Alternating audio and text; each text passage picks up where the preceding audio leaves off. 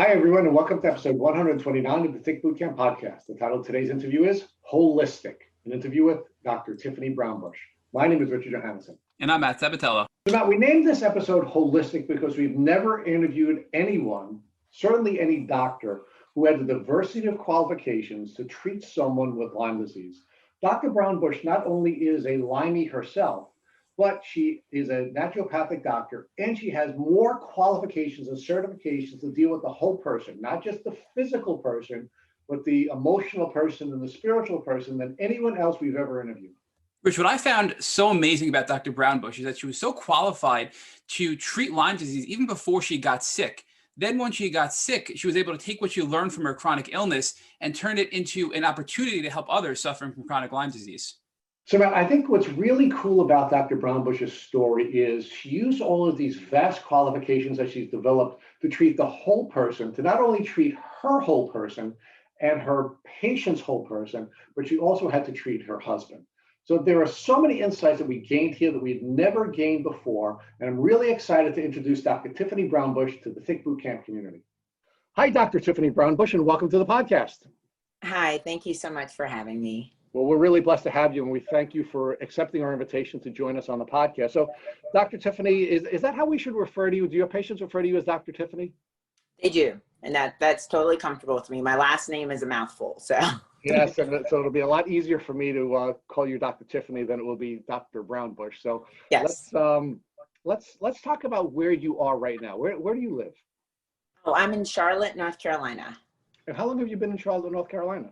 Oh my gosh, it's been about since 1997 or so. It's been a while. And what do you do there for a living?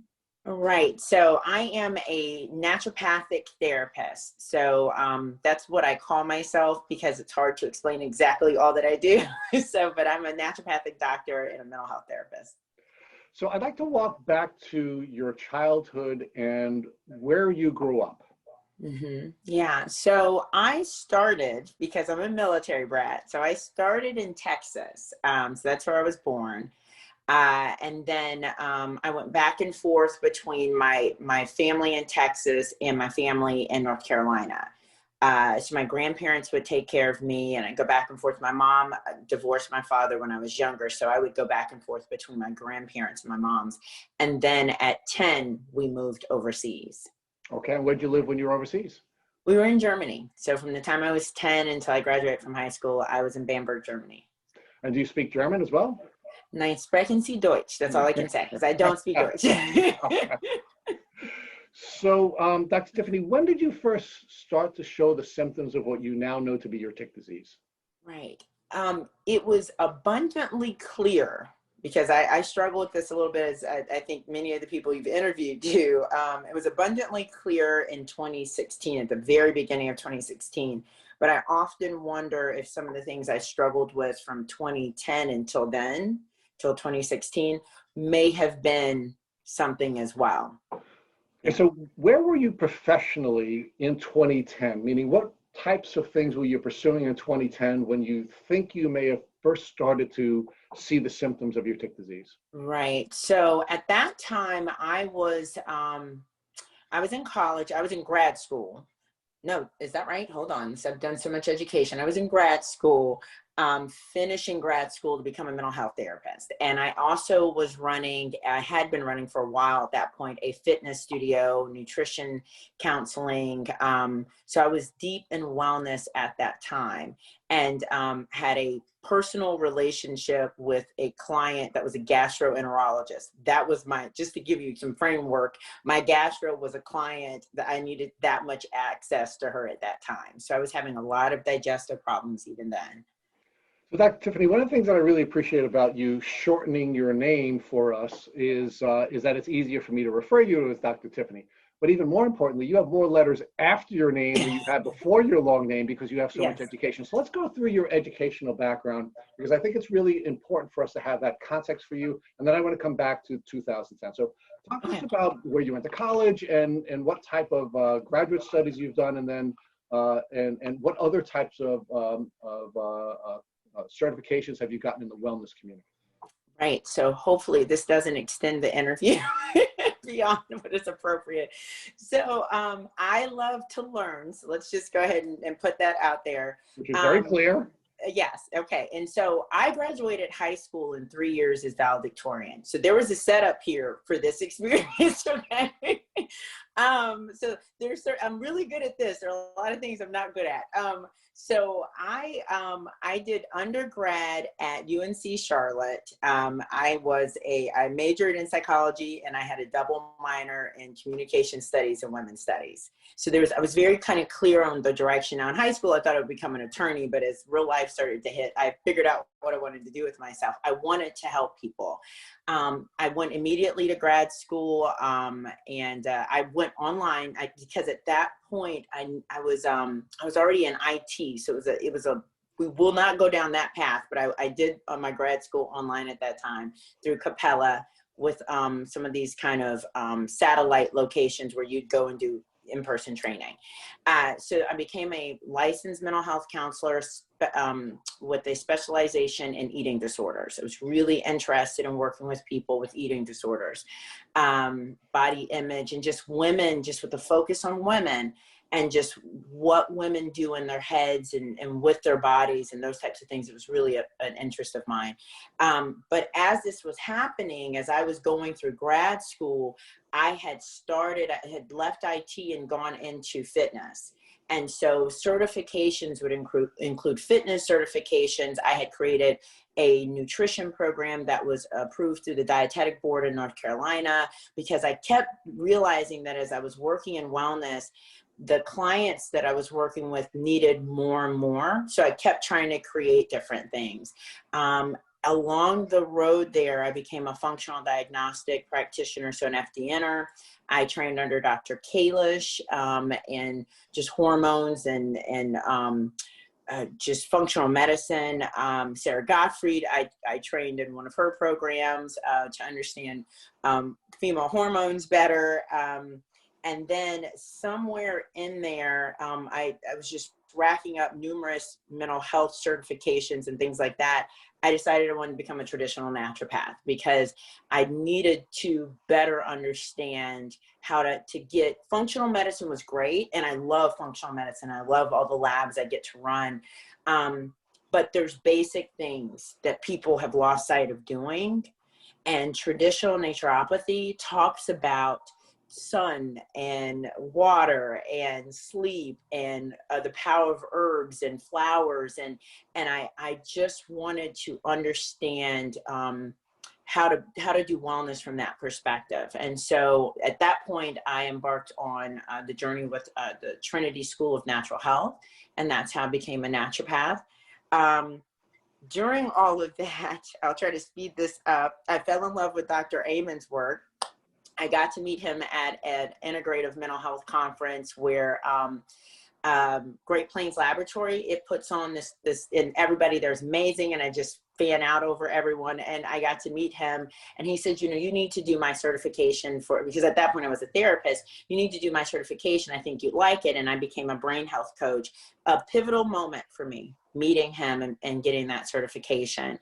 And it's kind of continued on that way. There's been more and more. There's functional neurology that I've added now. And I can explain at some point why all these things make sense too.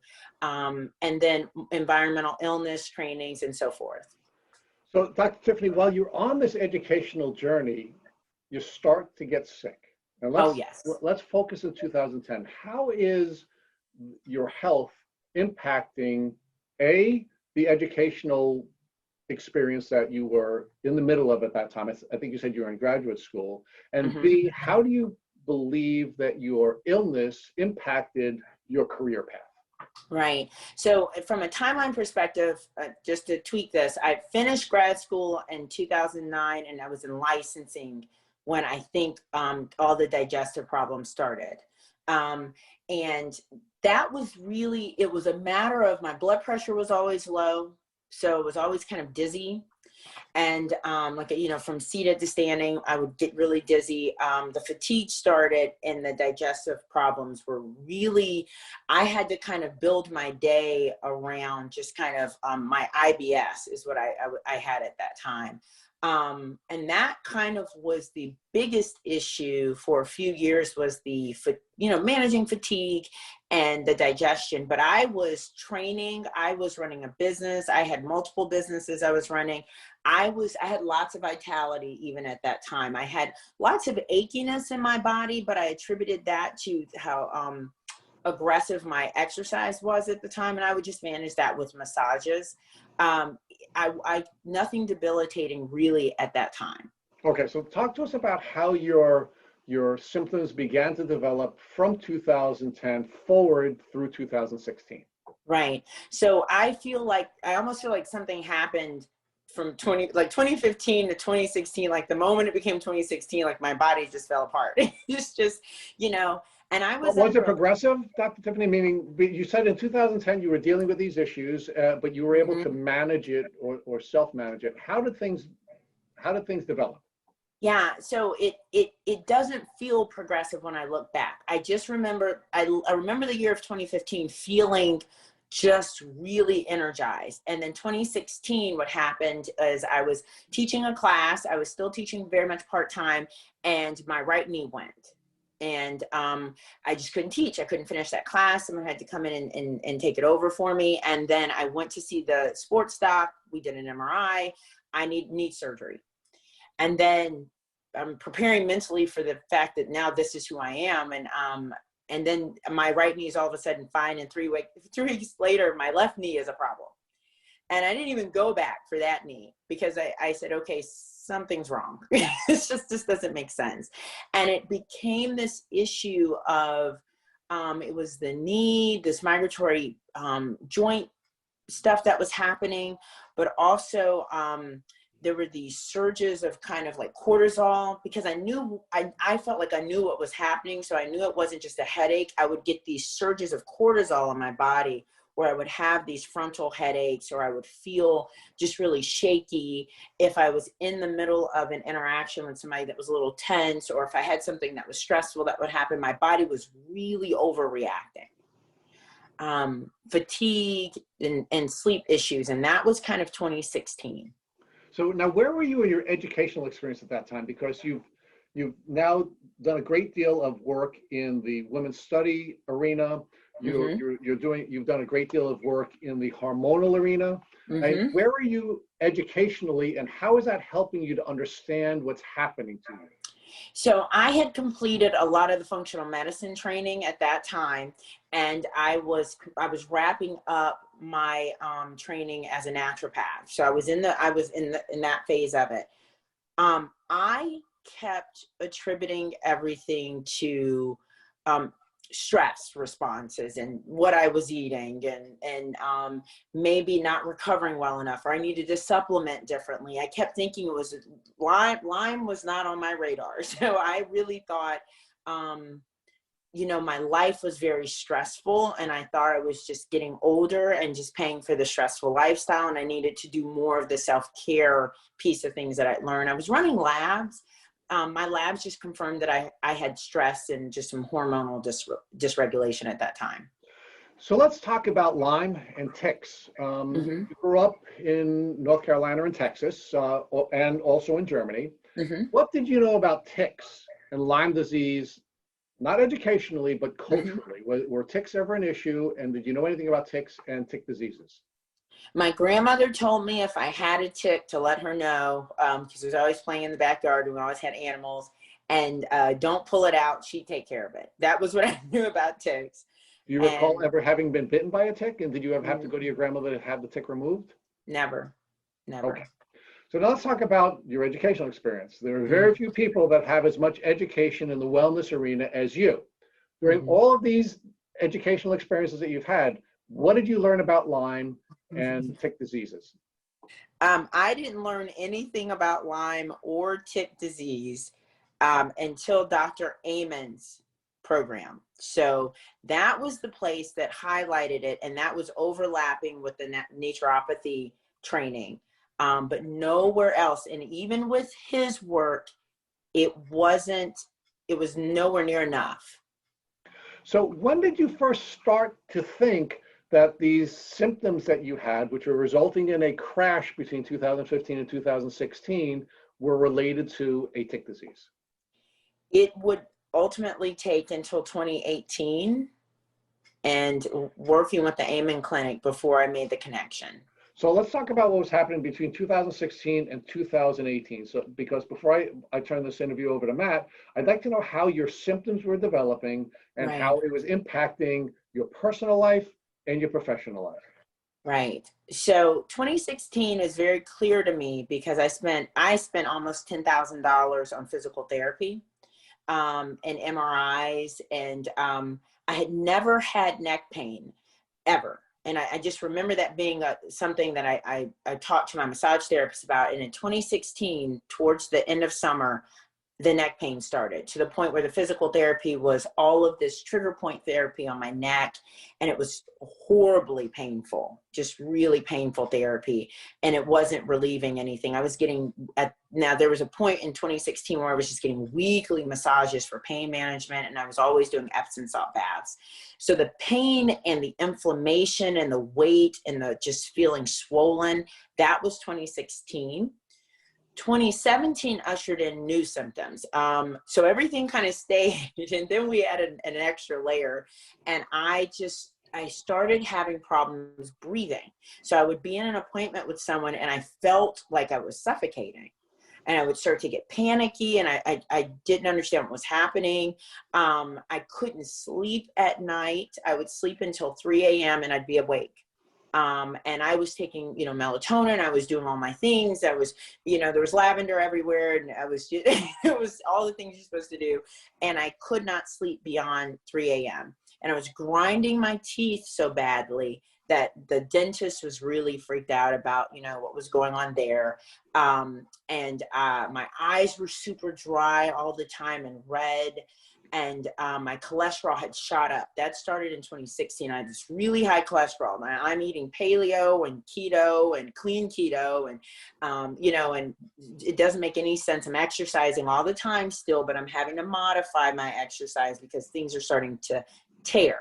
The end of 2017 to 2018 is where everything started to tear. So my elbow and my knee and everything's like really, now I can't exercise. And I'm doing bar work and things that are very gentle on the body because my body's not responding properly. Every time I'm going to the doctor, you're stressed out. It's you're not resting enough. There's nothing wrong. We can't find anything. There's no direction there. And that's kind of what it looked like, through 2018. So let's talk about how this uber healthy young woman is now,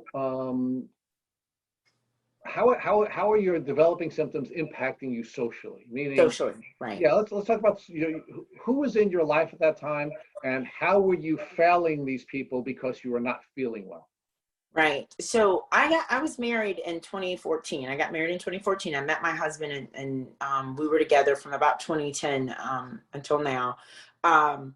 We used to do things. We used to go out. We used to just, and I felt like over time, I just became more reclusive, a bit of a hermit. We were always tired. And I say we because I'll include him in this journey at some point here too. But we were always just, I wanted to live in sweatpants.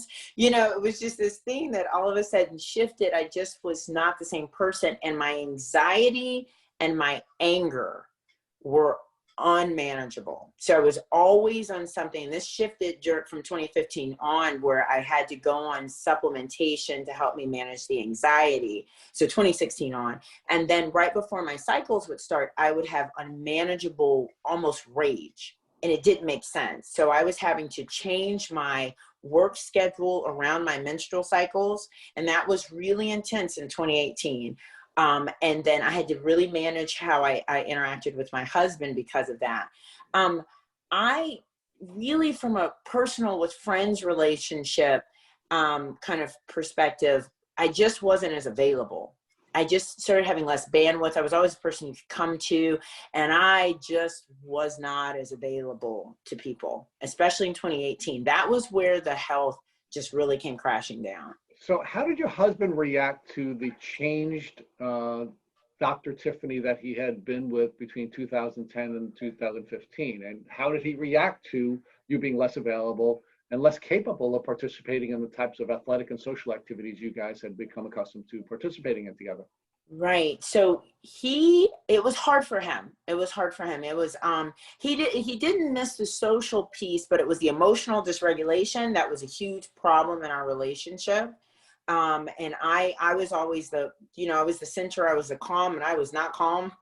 It was just, and we would later realize that somewhere in 2016, he got sick as well. And so he has lab work, and I can talk about that, but he got sick around the same time. We changed together.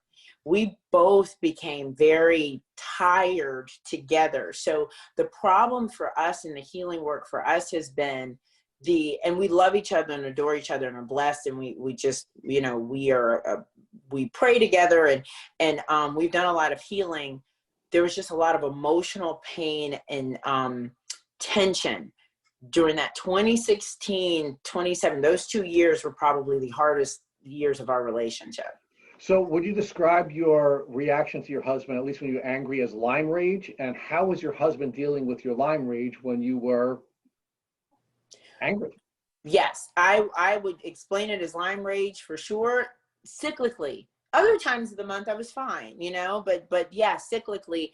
And he didn't understand it, and he ultimately was sick with Ehrlichia in 2016. So he started having his own emotional dysregulation as well. And so it just was a very volatile experience. That's really how I would describe it. He didn't handle it well. And we struggled, the two of us, during those 2 years. Did your Lyme rage and the other emotional challenges that you're facing impact other social relationships, such as your relationships with friends and other extended family? Right. It didn't. I did a really good job of managing with them, but it did impact I have a very close friend I've had for a very long time. And I became someone different. It wasn't that I became rageful with her. I couldn't be who I'd been. You're different when you go through. So it's like an attack from the inside, and you don't know you're under attack, or you don't understand what it is. And I just knew I had a lot less patience, with people. I changed a lot, because these are great questions. I changed a lot of what I did work-wise. I had to start changing the kind of client that I could see. There were clients that would have borderline diagnosis or a very intense diagnosis. I found them a lot more triggering. I couldn't work with them. I just didn't have the space anymore for some reason. And like I said, I was being very candid with someone recently. I could look at the calendar and know that if I had a certain kind of client with the diagnosis on my calendar right before my cycle, I might not have that same client after that day, because something would happen with the connection between us. I couldn't regulate something anymore, and I would get really kind of activated by people. When did you ultimately get your diagnosis, and how did you ultimately come to your diagnosis of a tick disease? Right. So like I've indicated, 2018 was just so hard. And what ended up happening in 2018 was my digestive tract was almost shutting down.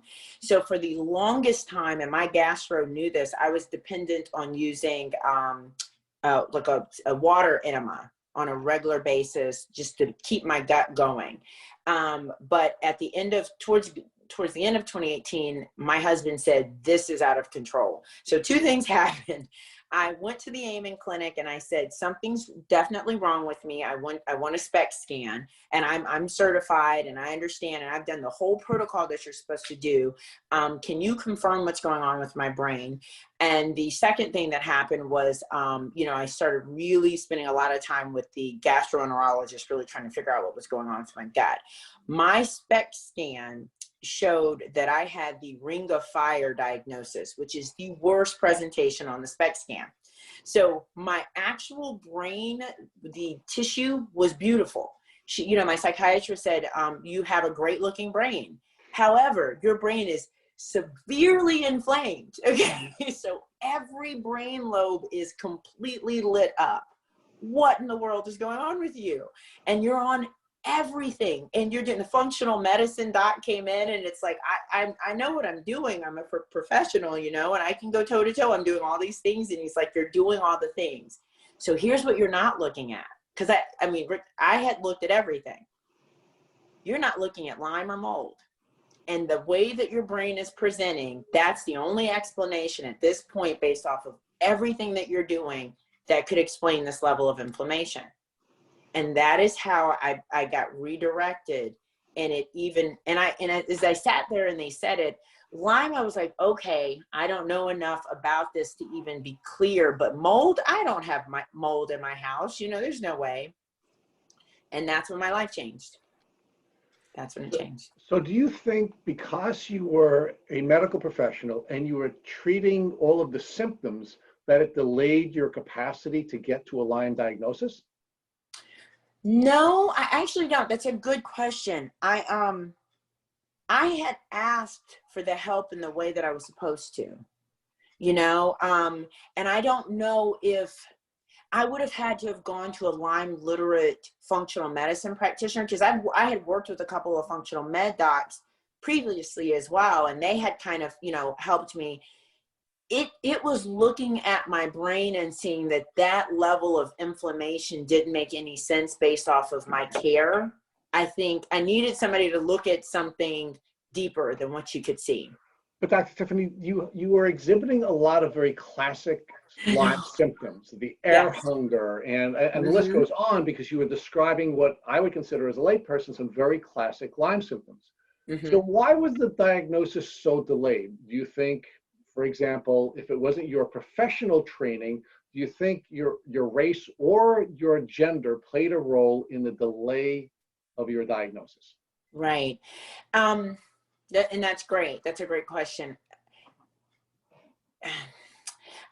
I believe that I can walk into a doctor's office right now, and because I'm so healthy, and I do partly believe because I am female, okay, I do think that's a part of it, I'm disregarded.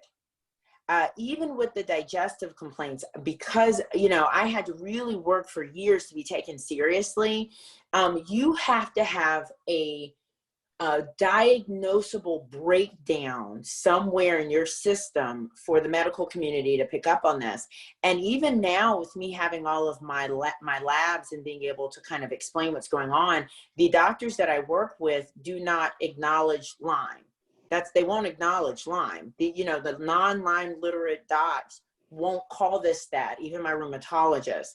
So if I say I have labs and I know that this is why I feel the way I do, and they won't say it, there's no way they would have said it before when I didn't even know to ask about that. And when I explore what they do know, it is inadequate. You know, it's not enough for them to have been able to have picked it up. If someone had picked up anything, they would have thought I had an autoimmune issue, and my labs were coming back clear for autoimmunity. What about your race? Do you think your race played a role in the delay of the diagnosis? Right. And I don't know if it played a role in the delay. I think it plays a role in the lack of awareness of Lyme. I think, you know, in not having other people to talk to. Like when I would tell people what I was going through, autoimmunity shows up a lot within my community, and people want to talk about that, and they'll ask if you've been tested for that. But just as a Black woman, no one talks about it. So I didn't feel like I didn't have access to proper medical care. I feel as if it just wasn't on anyone's radar. And I don't, as a Black person, know other Black people, you know, who knew anything about Lyme to even talk to me about it. Dr. Tiffany, as Rich noted, you exhibited a lot of the classic symptoms of Lyme disease before you got diagnosed. So one of the things I want to ask you to talk more about is this stress response you noted when you first got sick in 2016 with your severe symptoms. So can you describe for our listeners what that was like? You mentioned it was sort of an increase in adrenaline, and it sounds like that was more like the fight or flight reaction that many of us Lyme patients get. Yes. it was so surreal. It's you're in your body, and your body's always responded one way, and now it's doing things that don't make any sense. And I ran a lot of groups, like group coaching and group therapy, and I would have a response to something internally, an internal response like, that's interesting. I don't know if I agree with that comment. And then all of a sudden the response was almost like I was really angry. Like my body would go from 0 to 100, and I'd have like this flash of just it was adrenaline, you know, like the fight or flight response. And I was like, what is happening? This adrenaline response and this headache doesn't go with what I actually perceived about this interaction. It was like my body, the physiology was completely overreacting. And it was a frontal headache. It was the back of my head would hurt, and I would have it would take an hour or 2 hours to just discharge all of that adrenaline. And at the time, with your medical background, did you find anything that helped alleviate these symptoms, even though you didn't know it was Lyme at the time? Right. So 2016 to 2017, I was doing, you know, adrenal support, and because, you know, there's this weird response that's happening, and then there's this chronic fatigue issue that I'm constantly dealing with. So I was, you know, using a lot of licorice root and adrenal support, herbs, and B vitamin support, just things that could help me manage my hormones a little bit differently. And do you feel that these actually helped you cut back your symptoms a little bit, or were you seeing really no response to these supplements and treatments that you were doing to help with these symptoms? The level of supplementation that I was on in 2017 going into 2018, there was not enough support. Like I was on all of the right amino acid support for what became anxiety. I was meditating and doing yoga, and, you know, I was put magnesium oil all over my body. Like there was nothing the symptoms kept getting increasingly worse. But I do think if I hadn't been doing any of those things, I don't know what it would have been like. I mean, I do think it managed it on some level so I could function, but the quality of life I was experiencing was subpar. And Dr. Tiffany, moving forward now to 2017, when you described you had your breathing problems, is this similar to what other Lyme patients describe as air hunger? Absolutely. Yes. I had the night sweats. I later realized what was going on, right? Because I was having these pools of night sweats as well with this. But yeah, that's exactly what it feels like. And it's so scary. It's so scary being in your body, and you cannot catch your breath no matter what you do. And another interesting thing that we learned from you just now is that your Lyme rates seem to really tick up right before your cycle. And Yes. we've interviewed a lot of Lyme patients who said that they've either developed or had worsening endometriosis as a result of Lyme. So from your experience and your practicing as a naturopath, do you think there's a connection between endometriosis and Lyme disease? You know, that's an autoimmunity issue, right? And I think all of these autoimmune issues where the body does not do anything on accident. I think that's, as a naturopath, my prevailing belief is everything is an intentional response to something. And so I would say stealth infection, because I think there are all kinds of infections, right? And when you, like with my own journey here, it's been Lyme, but it also with Bartonella and just having different things, your terrain changes, you become more toxic. And I just think it's that whole stealth infection cascade that would contribute to the endometriosis piece. Dr. Tiffany, do you believe that with proper supplementation and herbs and medication that are antimicrobials and immune boosting support, that these symptoms can get better for people that have been suffering for years with severe endometriosis and Lyme rage and this fight or flight mode? Do you think that there is hope for these people with the proper identification of what they need to do? Absolutely. A resounding yes. That's been my experience. So yes. So let's talk more about your diagnosis. So now your doctor recommends that the only thing left that could be causing your symptoms based on what you're doing to treat your symptoms is either Lyme or mold. And now let's talk more about the test that you did for Lyme disease and what it was like when you got the results from your doctor or from your self-prescribed, I guess, test that you may have done. Right. So a beautiful just blessing for me was at that very kind of moment going to 2019, I was being accepted into the into ICI, which is an organization for environmentally acquired illness. And so I had a lot of access during that time to just the different things that would make sense for me to do for testing. I did the traditional Western blot, though I knew it didn't make any sense to do so. I did it, and I did not have Lyme. I ran a Bartonella IgG lab that showed positive. So that's when I got confirmation on Bartonella. I tested for Babesia, and I didn't have any antibodies. And so all of these are all blood work labs. And so I was in a training with Dr. Klinghardt and the Sophia Institute. And again, just blessed to have access to all these brilliant people. And the reason I'd even tested for Bartonella, because the Amen Clinic pointed me the direction, but I was trying to figure out where to go, is Dr. Schaffner said, they always palpate and look for the kind of the string of pearls on the neck. And I would always, it had been years of feeling these nodules. And I said, okay, I need to test for Bartonella, and I have a lot of the symptoms of Bartonella, and I had the just string of pearls, and I had all the lymph node inflammation. And that's how I knew to test for that. But the Klinghardt Institute and Sophia Institute, they like the DNA Connections Lab. And that's why I did the DNA Connections Lab. And that confirmed relapsing Borrelia and Ehrlichia.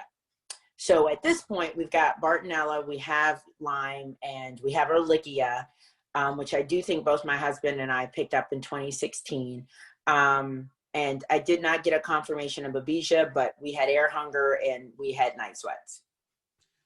So Dr. Tiffany, let's talk more about why these traditional labs didn't come up with the full picture of what you actually had from these tick-borne diseases. And why do you think that DNA Connections, which is a urine test rather than a blood test, is looked so negatively at by doctors, right? Because here in New York, it's actually banned. We cannot do a DNA Connections test. It's banned by the New York governor. So why do you think that DNA Connections is so controversial when it's helped so many people with tick-borne illnesses get a proper diagnosis and help them regain their life back? Right. Your first question of why do I think that it didn't show up in the traditional labs? It had become chronic Lyme. I mean, you heard my symptoms had gone on for so long. And at that point, they had burrowed deeply. They were not showing up in my bloodstream. And one thing I didn't mention was I've been diagnosed with leukopenia, which just means low white blood cells. You can track with my blood work my white blood cells over the years as well, and how they just were progressively kind of coming down. But you couldn't see anything that my body was responding to, right? Not in my blood work. DNA Connections is you're looking at genetic material. And so it's that particular lab, I know they question it because how can they have to do so much to show that anything is actually there. I think that's some of the argument with that lab, as well as just because something's been there doesn't mean that that's the reason that you're currently sick. So it's not a way to say that it's an acute infection, or that is actually what's responsible for why you're sick right now. And I just think it feels like too much of a reach. But the point is with the urine lab, and Dr. Klinghardt talks about this, you really want to sauna, you want to make sure you exercise, you want to get a massage.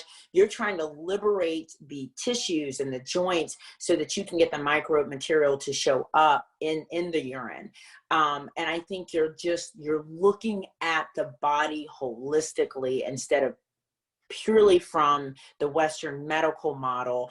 And whenever you do that, you're more likely to find what you're looking for. Dr. Tiffany, you just said something really powerful. I think that there are many people who are listening today who have had multiple tests and come up negative, but they feel either they have a clinical diagnosis from a Lyme-related doctor, or they're just getting treated based on their symptoms. What are some other techniques that you can recommend for this various bacteria from a tick bite to come out so they can have a positive blood test, to have those definitive labs to bring to their doctor? And And I think, you have to understand how it works. So you want to go looking for it where it lives. And so like I was saying, any sort of lymphatic flushing, anything you can do to move the lymphatic tissue, because lymphatic system rather, because that's where you're going to be able to pick it up. So, rebounding and things of that nature, the lymphatic massage, sauna, infrared sauna, to help the body move its fluids. And then exercise. I have been blessed, and I think it's because of my fitness background, I have still been able to do some level of exercise throughout this whole journey. And so any sort of kind of any bouncing that you're able to still do, but also multiple limb movement patterns to just liberate the tissue. And that will help you to be able to find what Dr. Klinkhardt is very clear on this.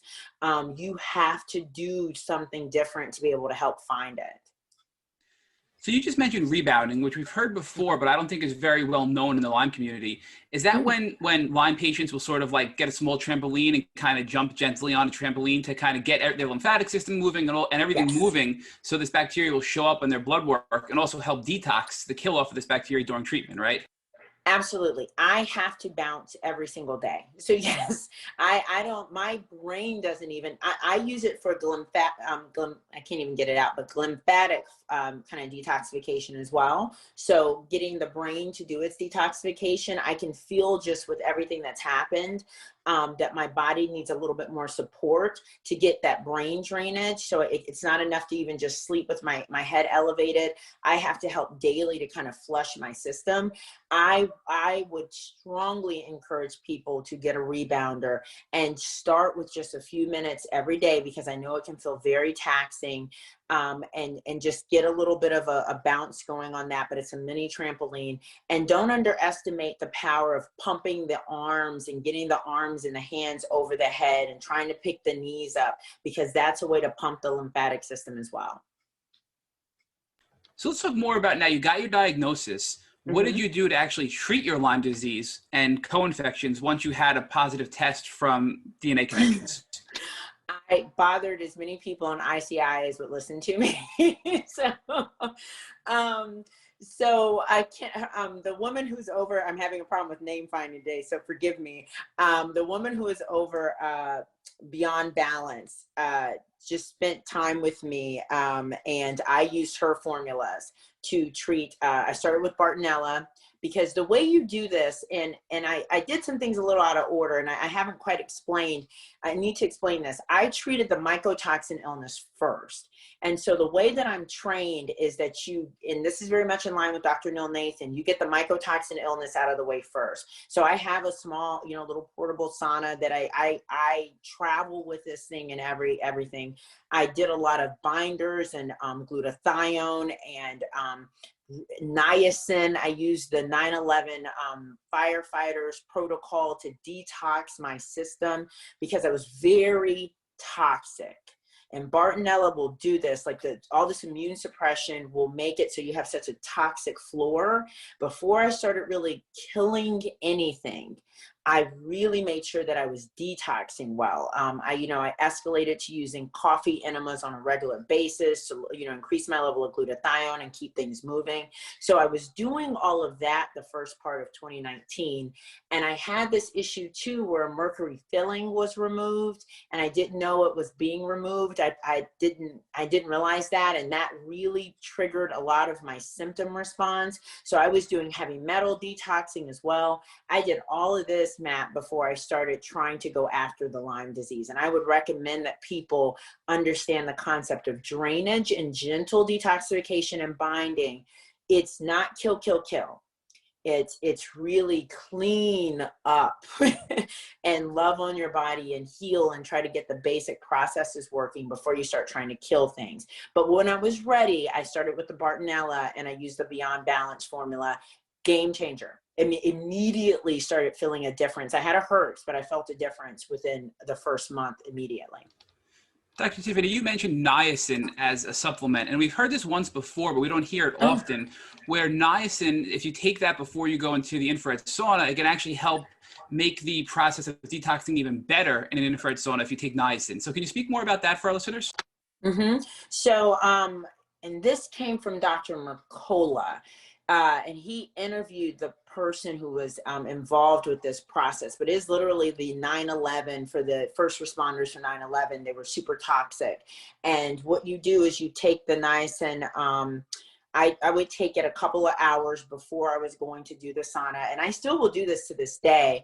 And there's a timing with the niacin and the glutathione and the binding and then getting in the sauna. But the idea is it just, it kind of opens up the blood vessels and gets this flushing response. You do want a flushing one, and that can be very uncomfortable with the itching and everything that can kind of show up with that, but you get used to that. But it just kind of opens up the system and just helps things to get moving. So we're trying to get everything moving along. You need lots of movement. It's not enough to just sit in the sauna. And I know that's uncomfortable for people this in the Lyme community, this, I need to move and I need to try to, my body hurts and you're asking me to move it. Niacin is a way to get blood flow going and to expand and open up things so that when you go to do the infrared sauna, it can have a deeper effect. So it's been a huge part for me, and it's very helpful with the cholesterol piece too, because that's been a problem for me. Dr. Tiffany, you also mentioned that you did coffee enemas, and we've had a lot of conflicting opinions about coffee enemas from various guests, including doctors. But many of our guests have had great success using coffee enemas. So can you talk to us about what your opinion is of the coffee enema and if it has helped you personally?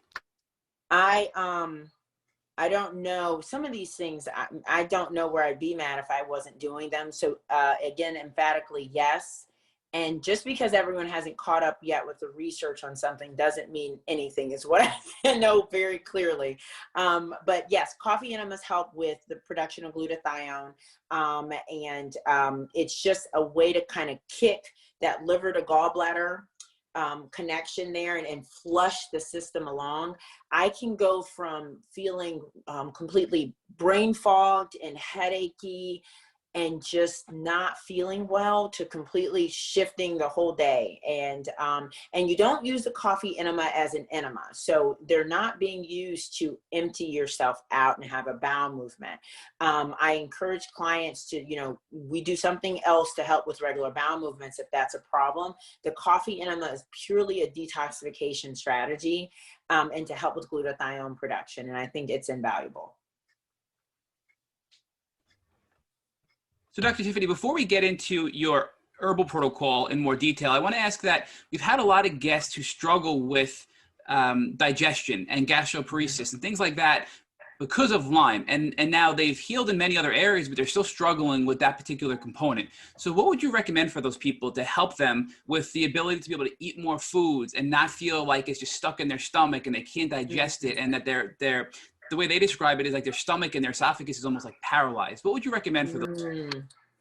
Yeah. So, vagal tone is a huge player with this. And so when you start to, the vagus nerve is part of how you respond to your stressors, right? And so we're internally under attack. And so this whole fight, flight, freeze response is being managed with the vagus nerve that connects from the brain into the stomach. So you have to do rehab on your vagus nerve. So Dr. Karazian is a great resource for this. And then Dr. Porges' work with the polyvagal theory. I would recommend, though, what they do to do this work is it's loud, bellowing, singing in the morning and in the evening, or gargle water in the morning and the evening aggressively, for a couple of minutes, and that starts to help with the vagus nerve rehab. I like cold laser or red light therapy in the areas for the vagus nerve as well as on the gut.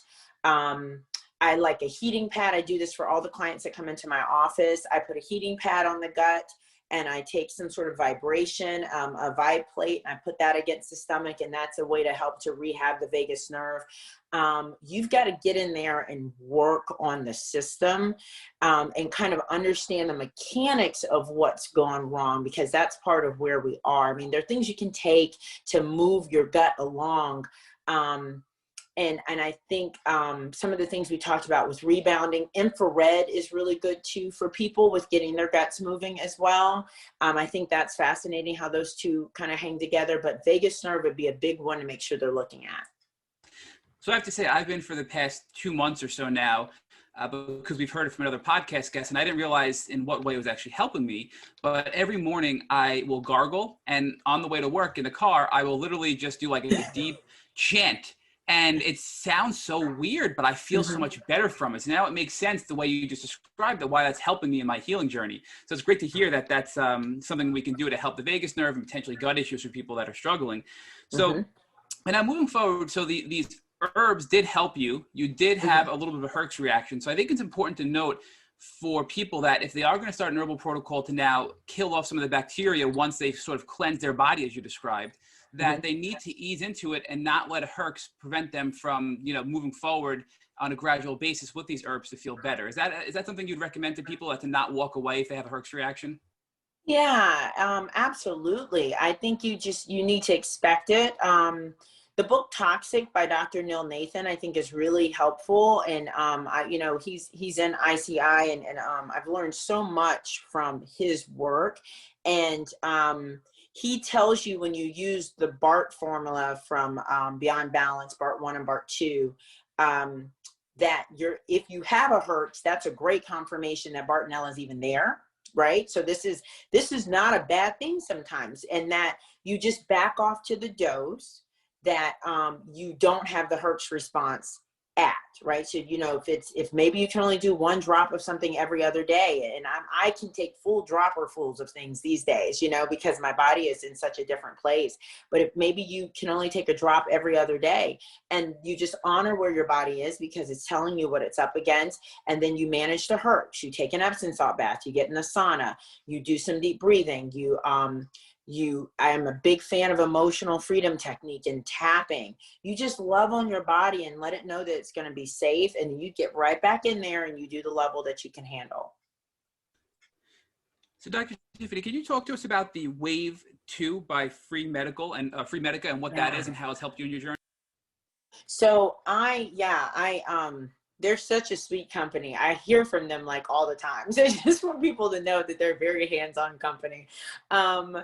And I had heard of Yolanda Hadid's story, and I spent, the time, like half of 2019, leaning hard into killing. So I went after the BART, and I went after the Ehrlichia, and I used all the Beyond Balance program supplements, and I did some Buhner protocols for the Ehrlichia. Like, I've done all these things, and it was the beginning of this year.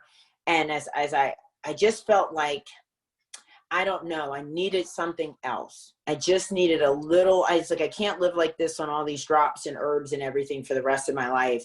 And I'm doing all these other things. And I said, okay, if I believe in light therapy and this residence makes sense to me, and they had a Black Friday sale, and I said, I am here for it. And I went ahead and bought my Wave 2. And it changed. It was the next thing that kind of changed everything for me. Using the BART formula from Beyond Balance, my brain cleared, and the speech problems I started having in 2019 stopped. And so that was that moment where I knew I was on the right path. And when I used the Wave 2, it was the same thing. Sleep has been beautiful. I can sleep through the night. I don't use near the amount of supplements I used before. If I have to use my Beyond Balance herbs, it's maybe once a week if I'm a little symptomatic, and it usually tracks with ovulation and my menstrual cycle. But I have almost 100% been just using the Wave unit for the past 4 months. So it's for me, because I know it's not for everybody. It has for me been exactly what they claimed it would be. It's been tremendously helpful. Can you talk to us in a little more detail about what it actually does to help treat and kill the Lyme bacteria and other co-infections?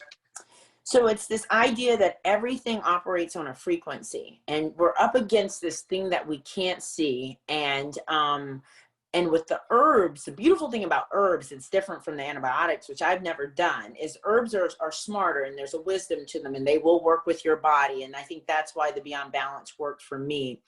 But you do get some sort of, you get a reaction to the herbs, right? They can be a little toxic or hard for people.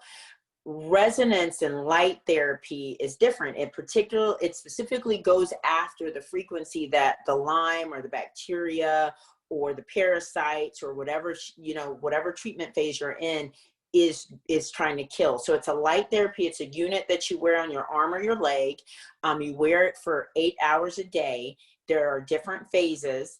So you literally hook your unit up to your computer and you say, okay, I'm ready to go to level 2 of detox and level 2 of Lyme killing and my 90-day protocol, and then level 2 of recovery for anxiety and mood.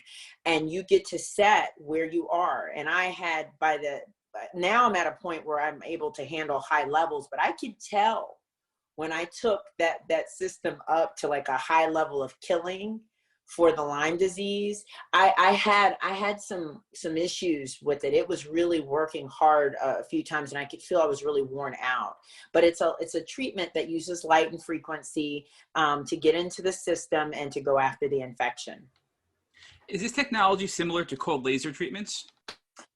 I have a cold laser. I do not think it's the same. No, if someone claims it's the same, I would disagree. So you're using red and infrared, because I use my laser that does not at all feel the way that the wave unit does. It's and you can put the laser on a frequency too, but this is different. It's almost like they took the light frequencies and they put it in a recipe. So there's a recipe for how to go after. It's like almost like music or something like that, and it's programmed in a certain way. And with cold laser therapy, it is not. So we have protocols that we can follow, but it doesn't touch the experience that I've had with using the wave. Can you talk to us more about QNRT and EFT and how this has helped you heal? Yes. So, and I really would encourage people to take this part as seriously as they can, and not feel blamed as if, there's some emotional piece that they didn't do right here. Because I know within the chronic illness and the environmental illness communities, people can feel like, we've been told that we have some sort of psychological issue or some mood issue, and it's that, and we're not really sick. I'm not saying that, of course. I have a high ACEs score. So as lovely as my childhood was, there was a lot of stress and drama and problems during it. So I have a high adverse childhood experiences score. That made me way more vulnerable to succumbing to Lyme once my life got stressful later as well. QNRT, well, let me back out. Let me say this. I'm at an ICI conference, and Dr. Neil Nathan is standing there, and he says that Annie Hopper's DNRS approach is the reason that he is able to heal people. That unless you are doing something to change the nervous system, it is likely that you will never truly heal, right? So it's vagus nerve, polyvagal theory, and the DNRS, so dealing with the nervous system, are how you help the body to reclaim its health. So I'm sitting here and I'm listening to this brilliant man, and I'm in this room full of these brilliant people, and he's saying that DNRS is the key. So I'm a little beside myself, because at that time I know I'm sick, and I have not done DNRS. And I talked to Annie Hopper, and she's a beautiful, amazing person. And I wanted something, guys, that wasn't just for me, but that I could use with other people. And I didn't want to just give my people to DNRS, my client, my roster, and my practice to DNRS. And I knew that because of the impairment that a lot of my clients have, and Dr. Neil Nathan speaks to this, they weren't going to do the duration that she requires for DNRS. And so I started poking around the functional medicine community, and I found QNRT, which is it's quantum neurological reset treatment or therapy. And it's a nervous system reset, and it's a way to go in. It's a very complex process, but I became trained in it. And you go in and you actually move out of the system, trap stressors, emotions, and you reset the nervous system. So I've had numerous resets myself. I credit it as part of my healing journey, and I have used it with clients will come, and it changes everything for them.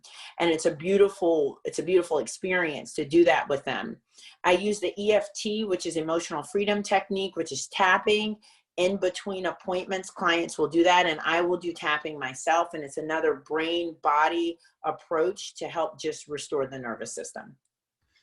So Dr. Tiffany, it sounds like you're giving us a recipe here for what was successful in your healing journey, right? Because you told us that first you had to cleanse the body. You had to detox, you had to take binders, you had to, address the mold, and then you started going after the bacteria.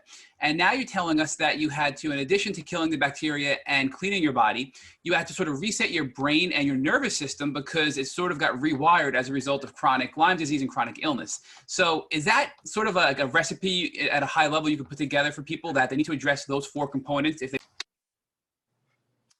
Right.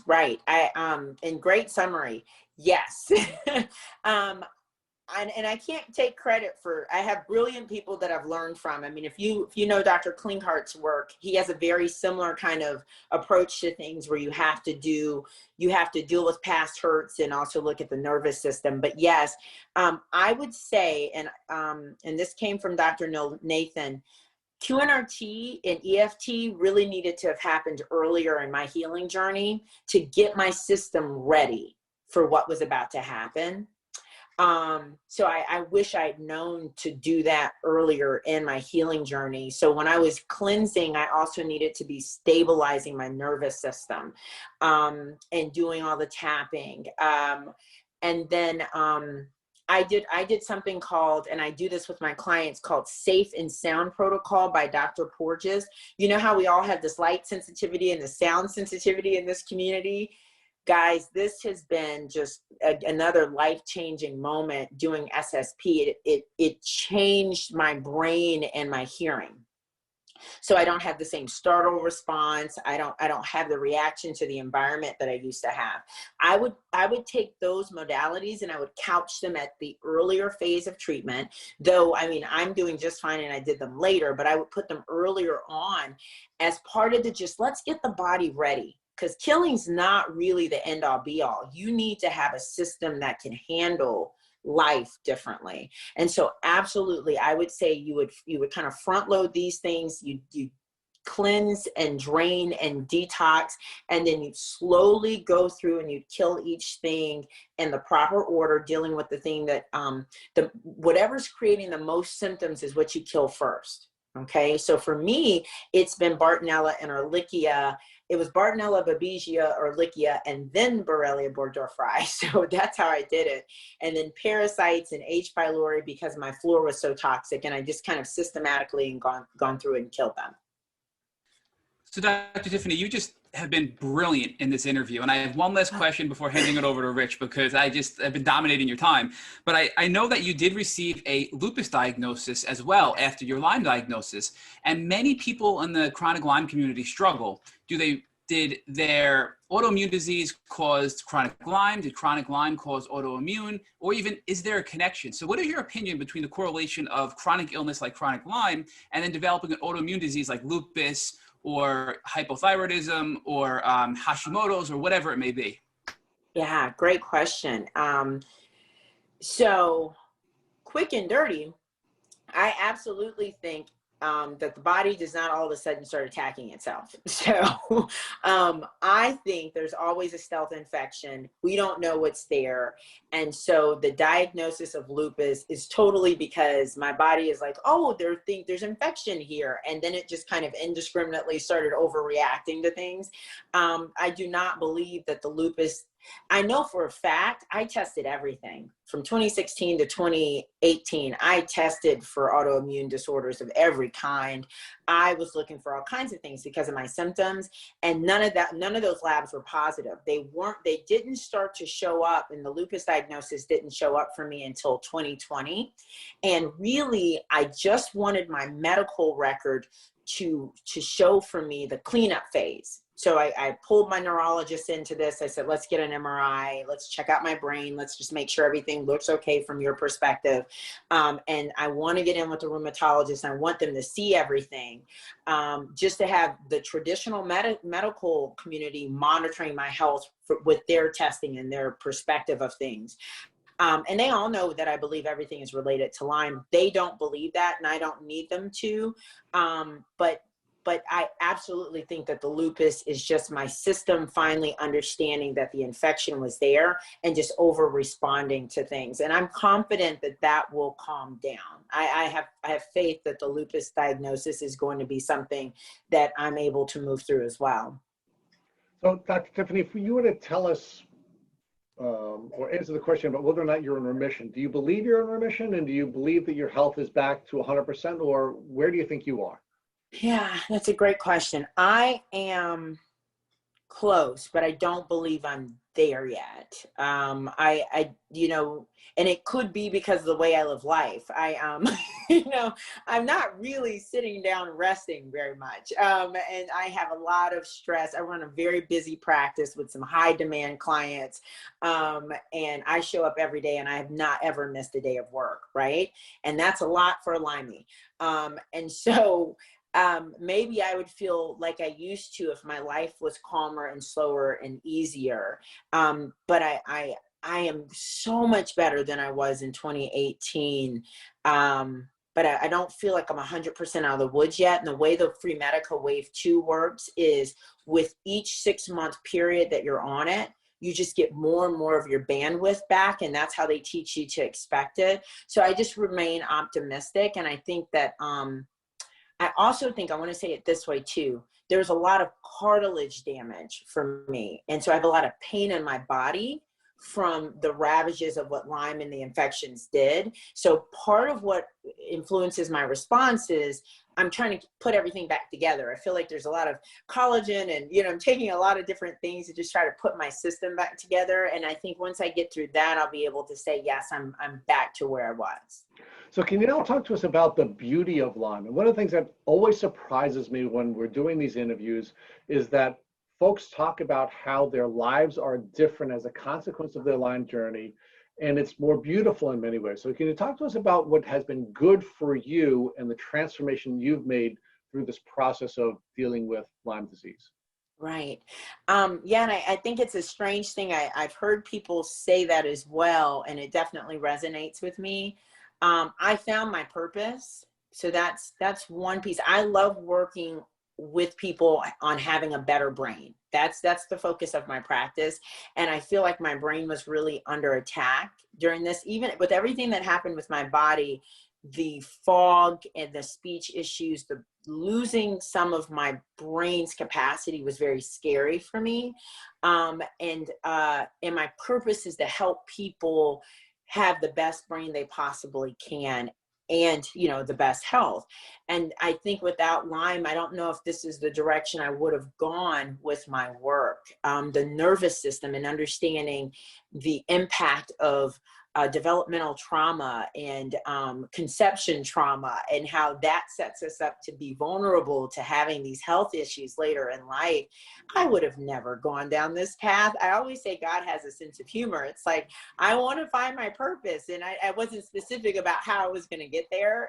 And so I've really found a quieter, simpler, more, I feel like I let go of a lot of the superficial things in life, and I've been able to find what's really important, and I'm super grateful for that.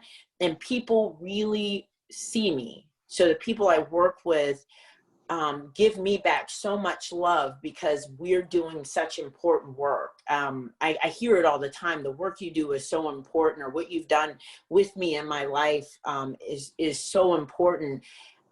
That level of connection, I don't know if I would have been able to access that if it wasn't for Lyme disease. So how is your husband doing today? He's so much better.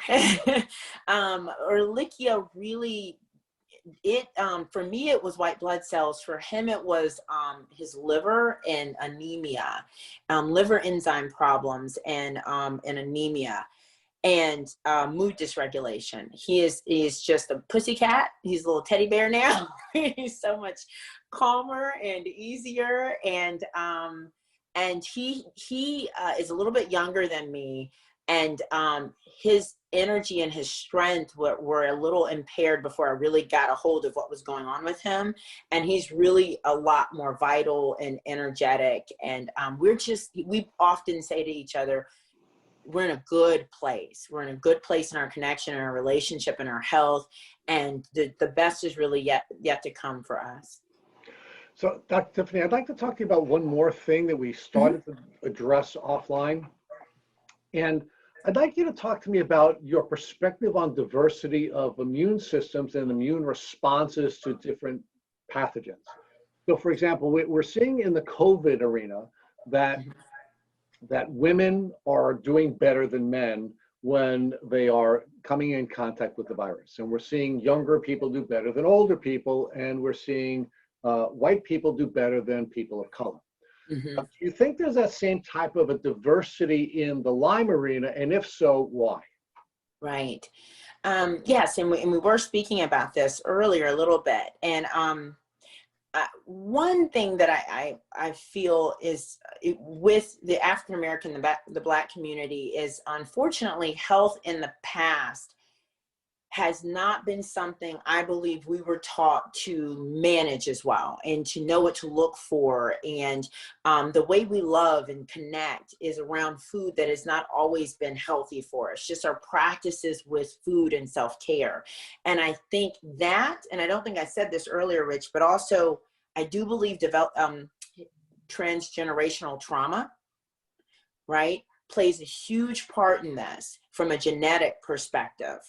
And so you take all of that, so just these generations of not having great health practices, not knowing how to take care of oneself, or knowing what a certain symptom means. You take generational trauma, which is an epigenetic expression for people, which starts to turn on certain vulnerabilities. And then you take the fact that no one talks about Lyme disease, like we're not taught, we don't know.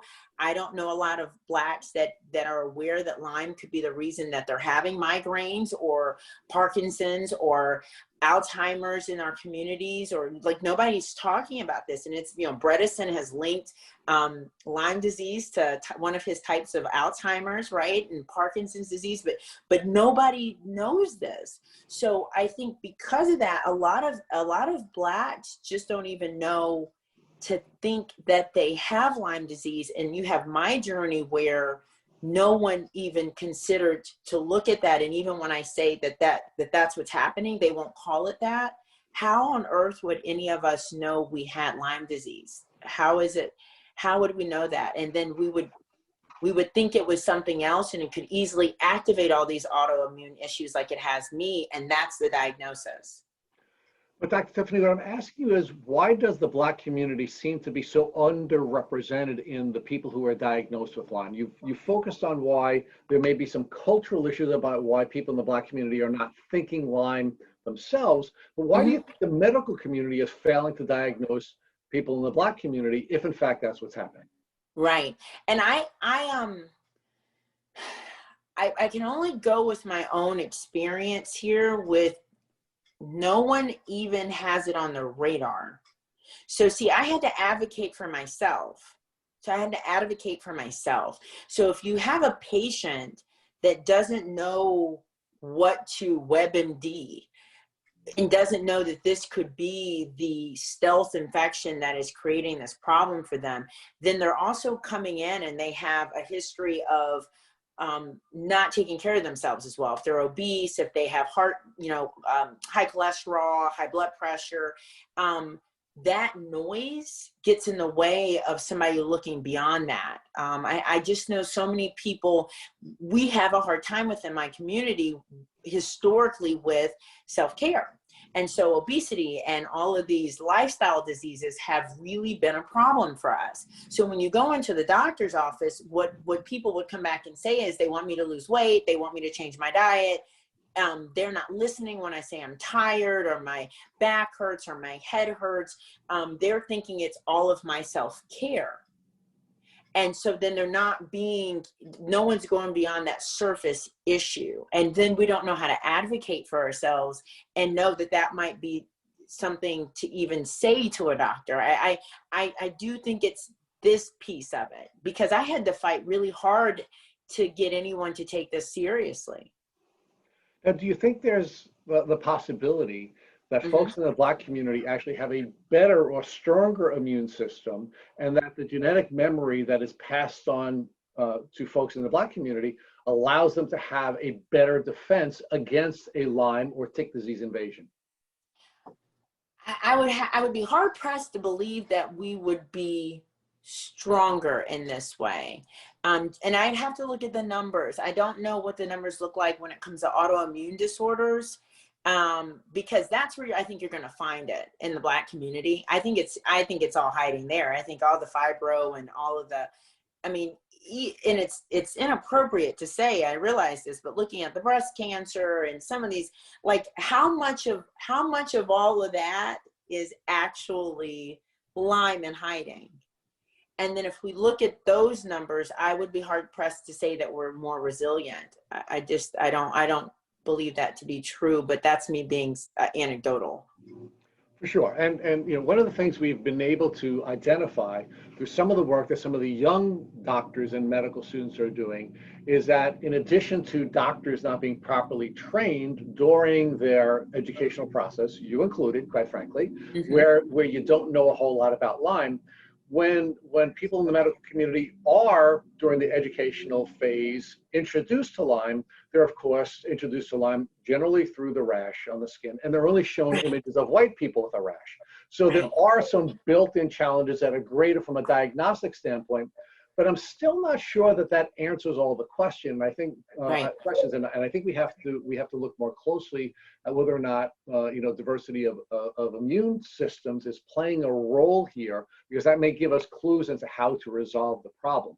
So I think this is a really fascinating topic. Yes. You're bringing so much, so much to this interview. And I have to ask you one last question. If God forbid your husband came walking in to see you right after you finish his interview, and he had a tick biting him under his arm, what would you recommend that he do so he wouldn't have to go on a second terrible tick disease journey the way he had before?